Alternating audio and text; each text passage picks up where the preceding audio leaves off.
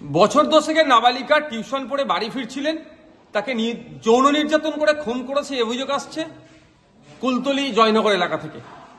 দুর্ভাগ্যের বিষয় আমাদের, যখন তিলোত্তমাকে নিয়ে সারা রাজ্য নয় সারা দেশ উত্তাল, সেই সময় রাজ্যে এ ধরনের ঘটনা কিভাবে ঘটে যাচ্ছে। ব্যাপারটা হচ্ছে রাজ্য সরকার তিলোত্তমার পক্ষ না নিয়ে সরকার এক প্রকার এই ধর্ষক খুনিদেরকে বাঁচানোর জন্য যেভাবে ডজন ডজন উকিল সুপ্রিম কোর্টে অ্যাপয়েন্ট করছে, ফলে যাদের মধ্যে এই পশুবৃত্তিগুলো আছে আরো বৃদ্ধি পাচ্ছে। কোনোভাবে তাদের কাছে এই মেসেজটা যাচ্ছে যে খুনি ধর্ষকদেরকে রাজ্য সরকার আড়াল করছে বা বাঁচিয়ে নেবে, ফলে আমাদের এই দুর্দিন দেখতে হচ্ছে। আমি সরকারকে ধিক্কার নিন্দা জানাচ্ছি। তিনি ল অ্যান্ড অর্ডার সিচুয়েশন যে ক্রিয়েট হচ্ছে বা এই ধরনের ঘটনা ঘটছে, এটাকে রোধ করতে ব্যর্থ হয়েছে।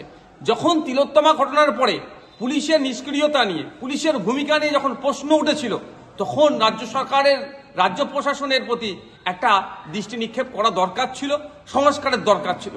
কিন্তু দুর্ভাগ্যের বিষয়, এই কুলতলি জয়নগরে যে ঘটনা ঘটেছে, পরিবারের অভিযোগ, যথাসময়ে অভিযোগ জানানোর পরেও পুলিশ নিষ্ক্রিয় ছিল, পুলিশ গড়িমাসি করেছে। পুলিশ যদি সক্রিয় থাকতো তাহলে হয়তো এই ঘটনা নাও ঘটতে পারতো। আমরা ভুলে যাচ্ছি না, যখন দলুয়াখাকিতে ওই ইনসিডেন্ট ঘটেছিল, বাড়িতে পুড়িয়ে আগুন লাগিয়ে দিয়েছিল একাধিক গাড়িতে, আমি তখন যেতে চাইছিলাম, তখন আমাদেরকে আটকানো হয়েছিল। রাস্তা পরিবর্তন করে অন্য রাস্তাতে গিয়েছি, পুলিশ প্রশাসন এসে আমাদেরকে আটকে দিয়েছে। পুলিশ সেই সময় যে সক্রিয়তা দেখিয়েছিল আমাদেরকে, এই আমার নাবালিকা বোনটার জন্য যদি, এই বছর দশেকের বোনটার জন্য যদি পুলিশ সক্রিয় হতো, তাহলে হয়তো এই দিন দেখতে হতো না। দুর্ভাগ্যের বিষয় যে পশ্চিমবাংলার সরকার এবং পশ্চিমবাংলা প্রশাসন ক্রমশ ফেল হচ্ছে, তারা আর দায়িত্ব নিতে পারছে না।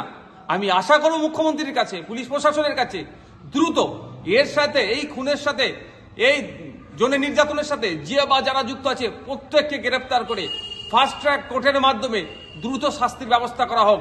আর একটা অনুরোধ আমার মুখ্যমন্ত্রীর কাছে, এর যেন আপনি আবার রেড বেঁধে দেবেন না।